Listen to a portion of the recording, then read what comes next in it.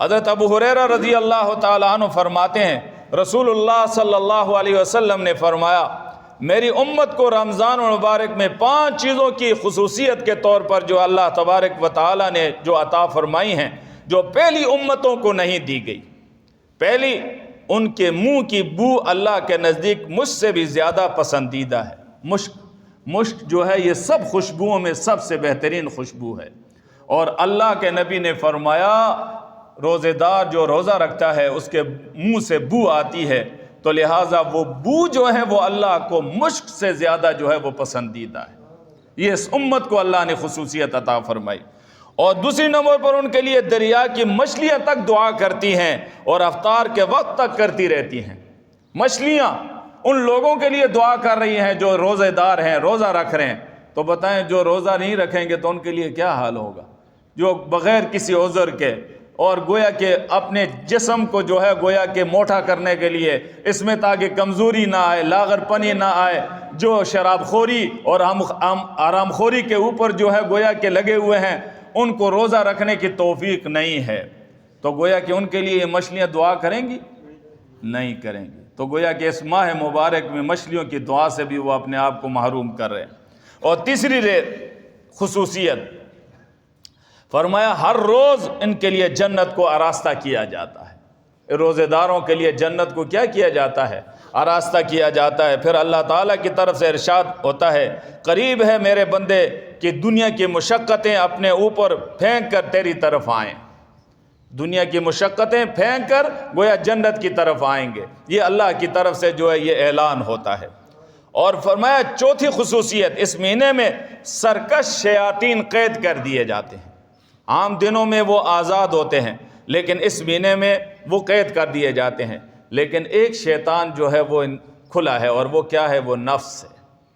یہ نفس یہ اگر صحیح ہو گیا تو شیطان بھی قریب نہیں آئے گا، اور اگر اس پر جو ہے کوشش نہ کی تو پھر ساری خباثتوں کی جڑ جو ہے یہ نفس ہے۔ آپ دیکھیں جو بھی گناہ ہو رہا ہے اس کی بنیاد یہ نفس بن رہا ہے۔ اللہ کے نبی نے فرمایا جس نے اس کی مجھے ضمانت دے دی میں اس کو جنتی ہونے کی خوشخبری دیتا ہوں، اس نفس کی ضمانت دے دی، اور یہ نفس سب سے بڑا خطرناک ہے، لہذا اس پر کوشش کی ضرورت ہے۔ اور 5ویں نمبر پر فرمایا رمضان کے آخری رات میں روزے دار کی مغفرت کر دی جاتی ہے۔ صحابہ نے عرض کیا رات شب قدر ہے؟ فرمایا نہیں، بلکہ دستور یہ ہے کہ مزدور کو کام کے ختم ہونے پر اس کی جو ہے مزدوری دی جائے۔ تو معلوم یوں ہوا کہ ہر دن جو ہے روزہ رکھتے ہیں، اللہ کریم جو اس شام میں جو ہے ساروں کی جو ہے کیا کرتے ہیں؟ بخشش فرماتے ہیں۔ اور ایک حدیث مبارک میں فرمایا اذا دخل رمضان، جب رمضان کا مہینہ جو ہے وہ داخل ہو جاتا ہے تو فتحت ابواب الجنہ، جنت کے دروازے کھول دیے جاتے ہیں، 8 دروازے جنت کے کھل گئے، اور فرمایا غلقت ابواب جہنم، جہنم کے دروازے بند کر دیے جاتے ہیں، اور گویا شیاطین کو زنجیروں میں جکیڑ دیا جاتا ہے۔ اب ہم خود جو ہے ان کو بلاتے ہیں کہ آ جا، باقی اللہ کی طرف سے ان کو جکیڑا ہوا ہے۔ تو اندازہ لگائیں اس ماہ مبارک میں کتنی بڑی اللہ کی طرف سے جو ہے ہمارے لیے انعام ہے۔ اور پھر یاد رکھیں اس ماہ مبارک میں چند اعمال کرنے کی ضرورت ہے، ان میں ایک تو یہ ہے کہ 5 وقت کی نماز تکبیر اولیٰ کے ساتھ پڑھیں۔ دوسری نمبر پر اس ماہ مبارک میں گویا کہ اللہ تبارک و تعالی نے ہمارے اوپر جو ہے ایک عبادت رکھی ہے، نبی علیہ الصلاۃ والسلام نے فرمایا وہ تراویح کی نماز ہے۔ ان رسول اللہ صلی اللہ علیہ وسلم کان یصلی فی رمضان 20 رکعۃ بالوتر، آپ صلی اللہ علیہ وسلم رمضان میں 20 رکعت جو ہے وہ تراویح پڑھتے تھے اور 3 وتر۔ یہ حضرت ابن عباس ہے اور ابن ابی شیبہ کی کتاب کے اندر یہ روایت ہے۔ آپ جو حضرات 8 رکعتیں پڑھتے ہیں میں ان کو یہ چیلنج کرتا ہوں کہ وہ اس کے ساتھ جو ہے تراویح کا لفظ بتا دیں کہ تراویح کا لفظ ہے کہ 8 رکعت جو ہے وہ تراویح ہے۔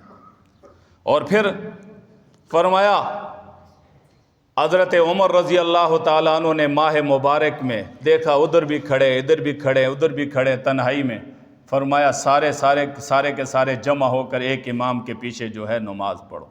تو حضرت عمر نے یہ عمل جاری کیا، ان کے بعد حضرت علی رضی اللہ تعالیٰ عنہ نے بھی اسی کام کو جو ہے جاری اور ساری رکھا۔ یہ خلفائے راشدین کا یہ عمل ہے۔ تو اللہ کے نبی نے فرمایا سنتی و سنت الخلفاء الراشدین المہدیین، میری سنت اور میرے خلفائے راشدین کی سنت، عضو علیہا بالنواجذ، نواجذ ان دانتوں کو کہا جاتا ہے، ان کے ساتھ مضبوطی سے پکڑ لو۔ تو حضرت عمر کا جو عمل ہے وہ سنت ہوا یا نہیں ہوا؟ تو پھر بتائیں 40 سجدے یہ مقام قرب ہے، تراویح کے اندر 40 سجدے گویا ادا کرنا یہ مقام قرب ہے۔ اللہ کریم سورہ اقرا کے اندر آخر میں فرماتے ہیں سجدہ کر اور قریب ہو جا اپنے رب کے، سجدہ کر اور اپنے رب کے قریب ہو جا۔ تو بتائیں جو 40 سجدوں سے کم کرے گا تو وہ اپنے لیے خسارہ کر رہا ہے یا نہیں کر رہا؟ تو میرے مسلمان بھائیوں، یہ ماہ مبارک سال میں ایک مرتبہ آتا ہے، اس کے قیام فرمایا من صام رمضان ایمانا و احتسابا غفر له ما تقدم من ذنبی، فرمایا جو رمضان کے مہینے کے روزے رکھے گا اللہ اس کے پہلے گناہوں کو معاف فرمائے گے۔ ومن قام رمضان، اور جو رمضان کی راتوں میں کھڑا رہا تو اللہ کریم فرماتے ہیں غفر له ما تقدم من ذنبی، اس کے پہلے والے گناہ سارے کے سارے کیا ہو جائیں گے؟ معاف ہو جائیں گے۔ تو لہٰذا اب رات کا قیام اور دن کو روزہ گویا یہ دونوں جو ہے مغفرت کا ذریعہ ہے، لہٰذا اس کو تہیا کریں کہ 20 رکعت نماز پوری کی پوری تراویح پڑھیں گے، تاکہ اس کے اندر ایک مرتبہ تراویح کے اندر جو ہے قرآن کی سننے کی سعادت نصیب ہو جائے۔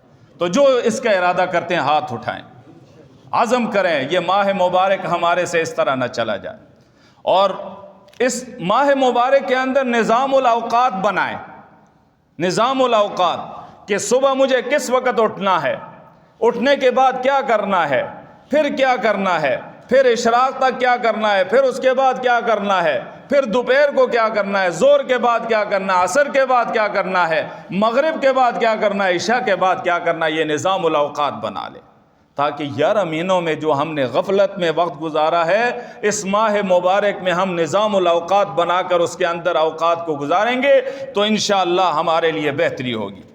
اور پھر رمضان المبارک کے اندر یہ خریدنا اور رمضان المبارک میں بازاروں میں جانا ان کو چھوڑ دیں، یہ فضولیات ہیں، جو چیز بھی ضرورت ہے ابھی سے خرید لیں۔